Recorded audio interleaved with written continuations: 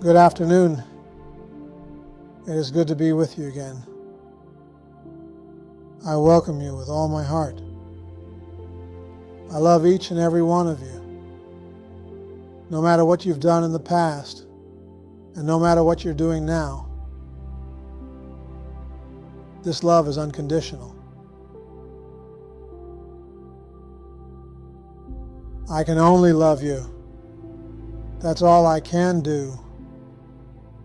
For I love myself, and myself is all-pervading.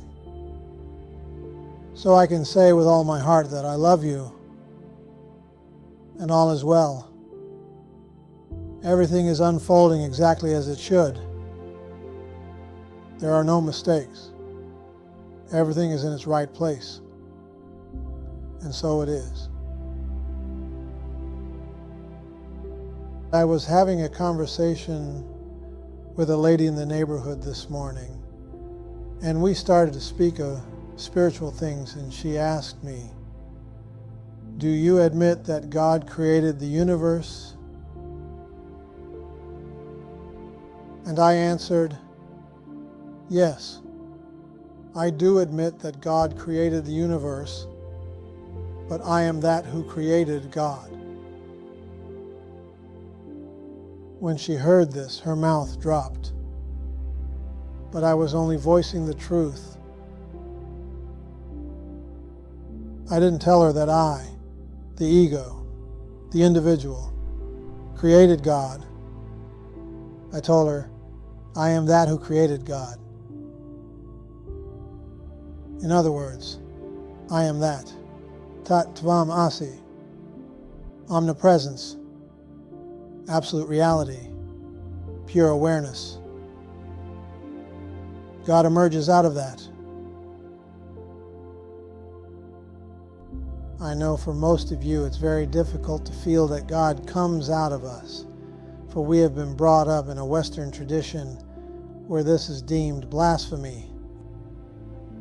We are to believe that there's an anthropomorphic deity called God, sitting on a big white cloud somewhere up in heaven, throwing thunderbolts down at people he doesn't like, and blessing the people that he does like. In other words, we have created God in our own image. But what is God? God is a word that in the Western condition means the absolute reality. Brahman, Shiva, Vishnu, all of the gods, all of the wisdom of the earth, built into one lump word, and it's called God. Yet most of us are so afraid to use that word because we think the word is blasphemous. When we use it, we'll be punished. Who will punish us? God? Then you must believe God is a human being, since he or she has the power to punish and the power to bless. There is no such God.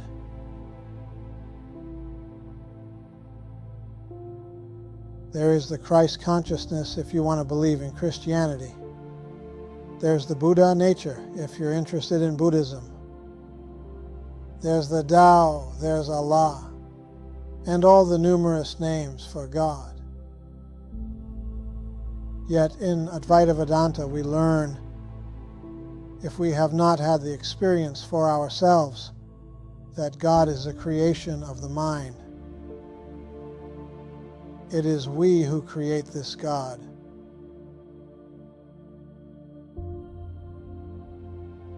But not we as Steve or Dana or Jack or Jill. Those are human names. Those are human concepts. It is the self. That imperishable self which is all-pervading, omnipresent, that creates God.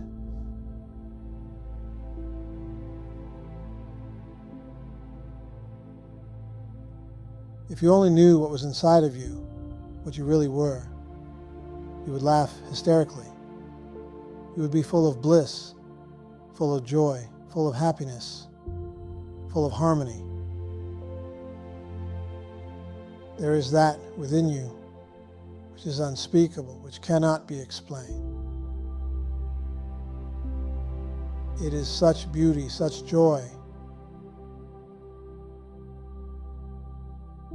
When you know who you are and you call upon that, you'll have everlasting happiness.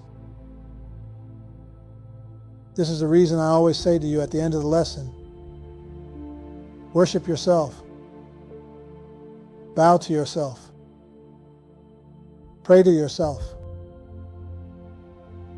After all, to whom shall you pray?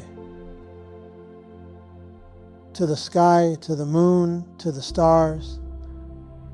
Yet they also come out of you. You are the one.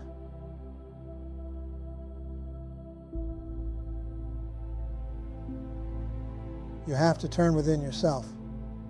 And I know no matter how many times I say this to you, some of you still go home and worry.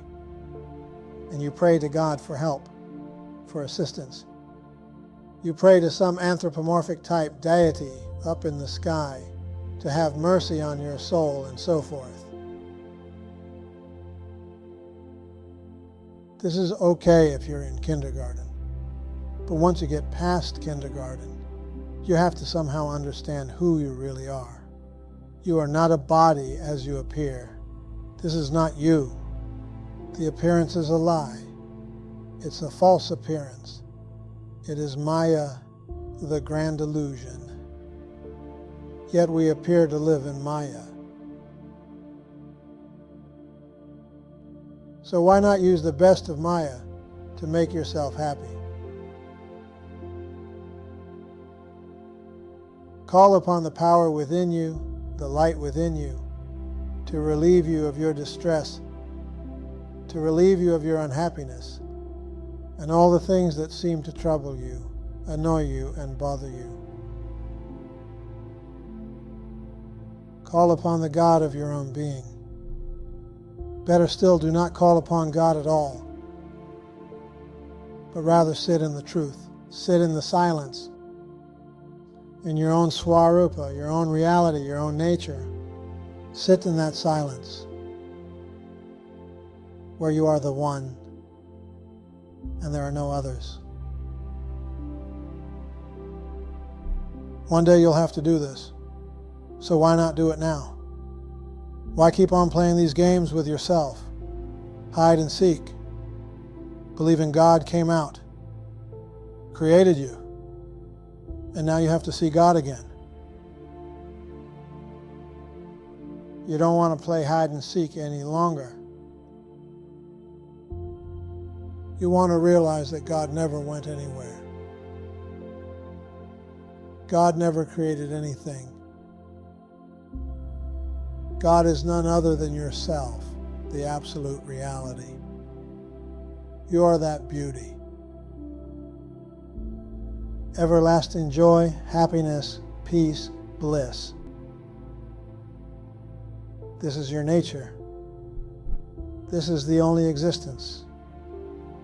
There is nothing else.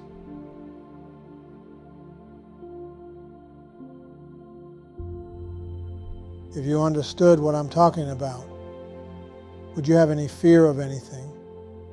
Would there be anything in this world or any place else that could frighten you or do anything to you or hurt you in any way?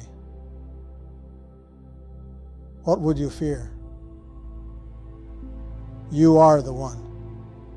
There is no thing that can come from outside of you to hurt you unless you allow it. You allow it by believing you are a human being with thoughts, fears, and frustrations. A human being that was born, goes through experiences, and then seems to die.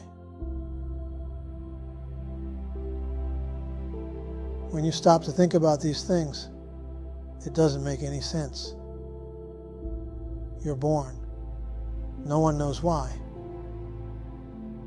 You seem to have experiences, and when you get it all together, it's time to leave. Where do you go? What happens to you?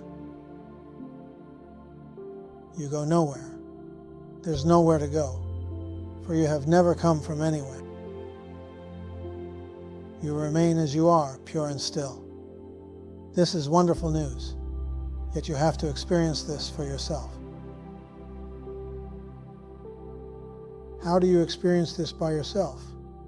By letting go of the other, by dropping the frustrations, the self-pity, the belief that somebody is trying to do something to you. So you have to protect yourself. You have to set up guards so no one can hurt you. Who wants to hurt you? Who can possibly do anything to you? If you accept the fact that everything is unfolding as it should, and everything is in its right place, how can you be hurt? What power is there to come and hurt you? Where would it come from? Can't you see, if the truth is omnipresent, if reality is all-pervading, is there any space for anything else? The all-pervading goodness takes up all space and all form. So there is nowhere where the other can come from. There is only the one, and you are that. Why don't you believe me? It's the truth. You spoil it when you begin to think, of course. When you allow the mind, which doesn't exist, to think. How can you allow a mind that doesn't even exist to think? Don't you see you're making a fool of yourself? You're listening to all these thoughts that come into the mind. This is wrong, this is right, this is good, this is bad. This I hate, this I love. I want things to be like this. Now I want things to be like that. And if not, I'm going to cry. I'm going to get very upset. Whom have you been fooling all these years by doing this? Only yourself, your little self. You've been playing the game of hide and seek by believing you are a little self, a personal self that has to work out their life. You cannot understand yet that when you let go completely, another power comes along. This power is called the self, and it takes the place of your mind so that you seem to function correctly. And you find yourself in your right place. You find right actions coursing through your veins. You find you're doing those things you're supposed to be doing, and all is well. You have to stop thinking and stop believing in a power apart from you. As long as you believe, this will happen. You're creating this power for a while. There's really no power to create. But for you, you appear to be creating a power called the devil. Then you have to kill the devil by perhaps 10,000 prostrations, saying Hail Mary 25,000 times, and the other methods that these religions devise to keep you humble. Wake up. Become free. There is no one for you to attach yourself to. There is no one for you to worship. There's no one for you to be afraid of outside of yourself, for you have created all these things yourself, out of your mind. This is why I emphasize so often, stop thinking. It is the thoughts that are creative and create your world for you. Everything you see, all of existence, is only here because you are here. Because you exist.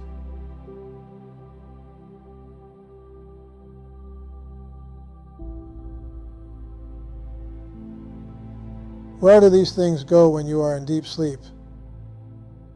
They disappear. They no longer exist. But as soon as you wake up, your world becomes real to you. Your world, the way you see it, the way you think of it.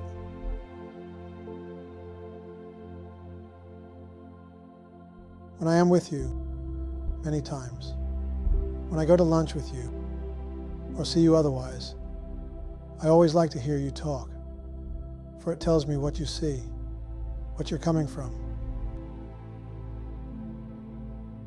I see how serious you are about this, how serious you are about that, what's bugging you, what's hurting you, what you feel frustrated about. And I cannot tell you, forget this. Laugh. Be happy. Do not think about these things. This is all foolishness. For if I tell some of you this, you'll be sort of insulted. You will feel funny, and you'll think I don't care about you. You'll feel I don't care about your problems, but I'm trying to tell you, you do not have any problems. There are no problems. Read my lips. No problems.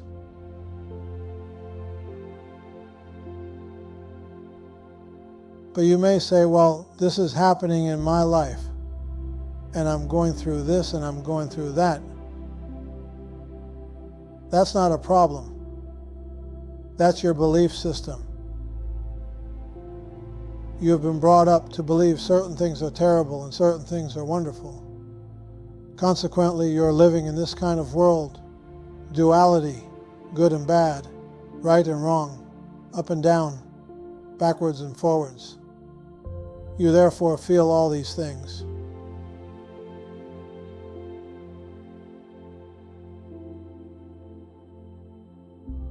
Why not let go? Do it.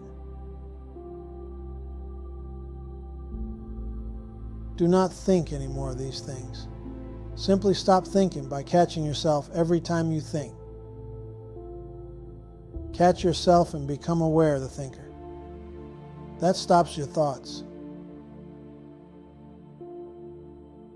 For instance, there's a thought in your mind regarding sickness, death, lack, limitation. Before the thought becomes stronger, remember to catch yourself and just look at the thought. That's how you catch yourself, by observing the observer of the thought. This all happens by itself. As you catch yourself more and more, you begin to realize that you are the observer. Watching yourself observe the thought, and you begin to laugh.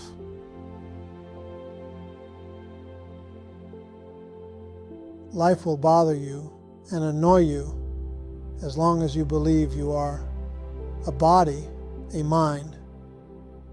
Then you'll have to go through all kinds of experiences. This is the reason I tell you so often.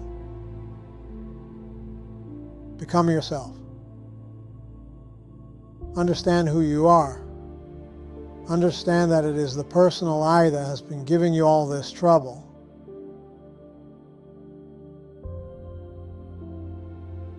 By changing conditions, they will surely turn into new conditions. If you have a problem, you do not solve the problem by solving the problem. You solve the problem by getting to the source of the problem. If you only work on the effect of the problem, a new effect will come along. When you work on that effect, a new effect will come along. It will never end. But go to the source, and the source is I, the personal I. Kill the I, eliminate the I. When the I is destroyed, you will be free.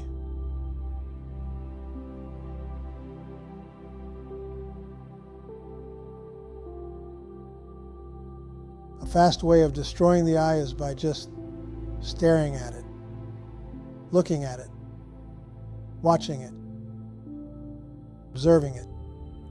When you observe the eye, it goes away. Nothing likes to be stared down. True? If you go to your friend and all of a sudden you start staring at your friend will go away from you. He'll think you're a nut. He'll be right. But your friend will leave. This is true of the personal eye. When the personal eye attacks you by frightening you, by making you believe something is real, stare it down. Just look at it, watch it, observe it, and I can promise you it will go away. It will not hang around. You do not even have to go through self-inquiry. For some of you think it's a lengthy process. Therefore, stare the eye down.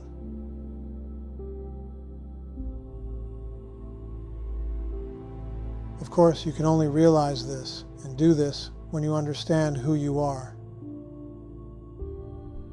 That you've got the power to do this. There is only one power, and you've got it.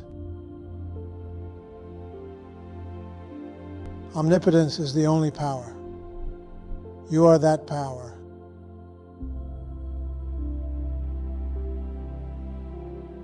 So from now on, you're not going to allow yourself to be betrayed by your mind again.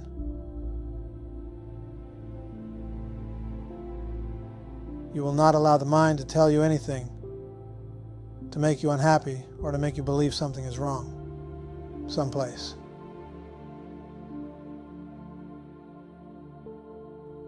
You will understand that there is nothing wrong any place. Things are just different, but everything happens for the ultimate good.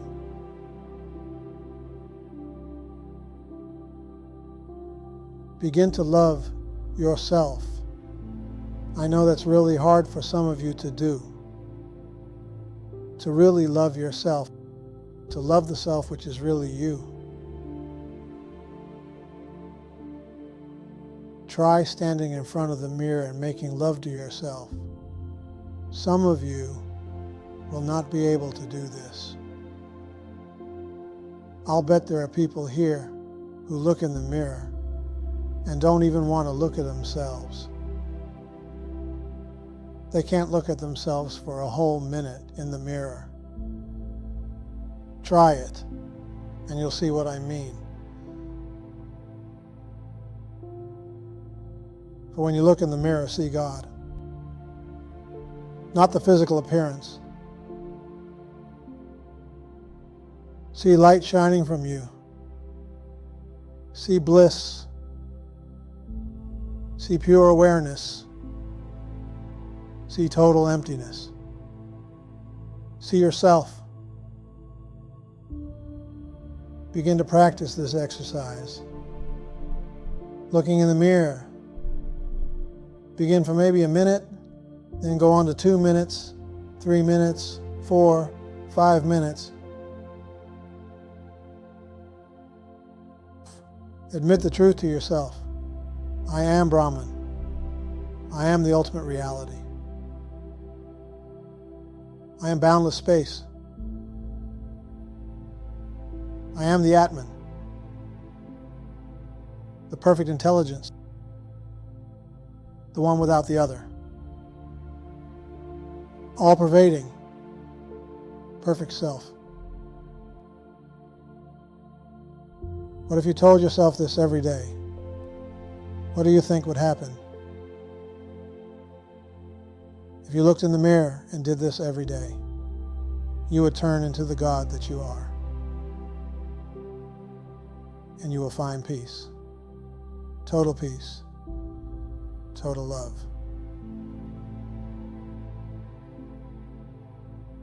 Begin today knowing this truth about yourself. Hold on deeply to this truth. that you are the power, that God is an invention of your mind. There is no external God outside of yourself. You are the one. Know this. Be this. And become forever free.